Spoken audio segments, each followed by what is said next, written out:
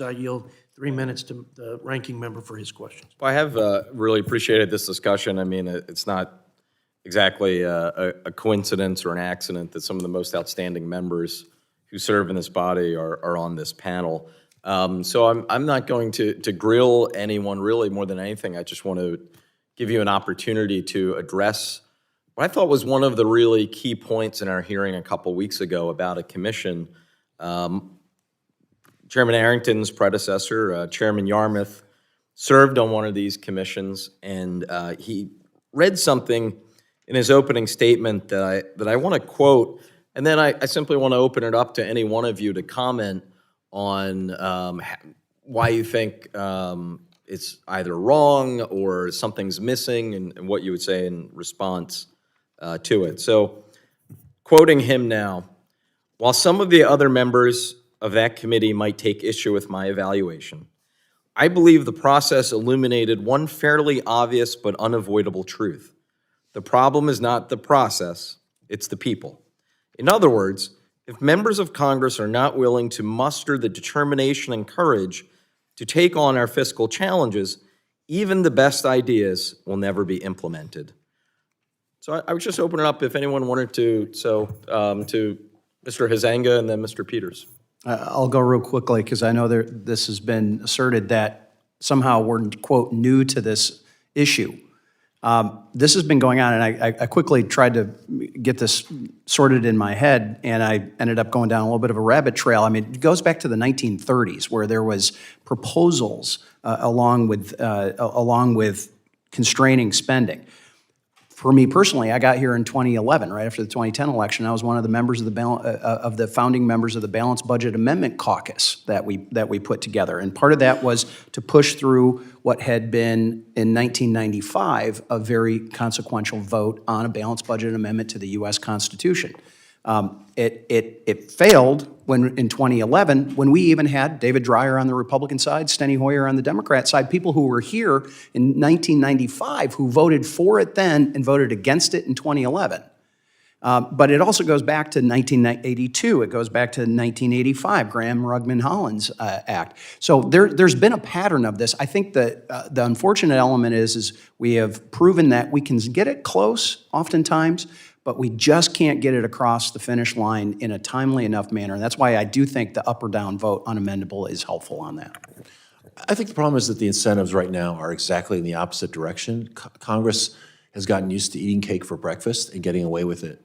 So what we do is we borrow money to pay our expenses. Now, I want you to appreciate all the criticism we've had of these tax policies and COVID relief pales in comparison to the $2 trillion we're adding every year, because we borrow money to pay our expenses, and we get away with it because we go home, say I would have done, but I blame the other side. We all get reelected. It's just not solving the problem. And I think that's why putting fact-based commission together with experts on the ground, cops on the beat, to force us to deal with the issue, I think is the most constructive way to get us away from those incentives. You wanted to say? A couple of people in this room served on the Joint Select Committee on Budget Process Reform in 2018. The chairman, myself, there may be somebody else in here, I don't see them. But I'm going to use it as an example to reinforce what I said earlier in support of an up or down vote on whatever a fiscal commission would bring to the U.S. Congress. And that is in that Joint Select Committee for Budget Process. And by the way, I think we would all agree, even my friends in the red coats back here would agree, that the budget process of the United States Congress is broken. I mean, Exhibit A is the fact that on January 19th, we will have the first of a series, probably, of discussions about whether or not we're going to shut the government down again. And this is based on 2024 appropriations. By the way, I think the fiscal year started October 1st. So just let that marinate for just a minute. But in the Joint Select Committee on Budget Process Reform, this group came up, 16 members, bipartisan, bicameral, came up with a set of recommendations that would have gone a long way toward establishing a process that actually could save us from ourselves.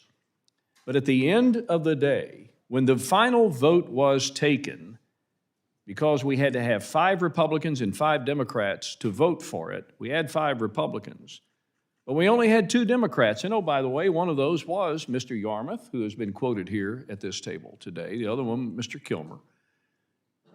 But 4 members on these acceptable proposals from my friends on the left voted present. Present.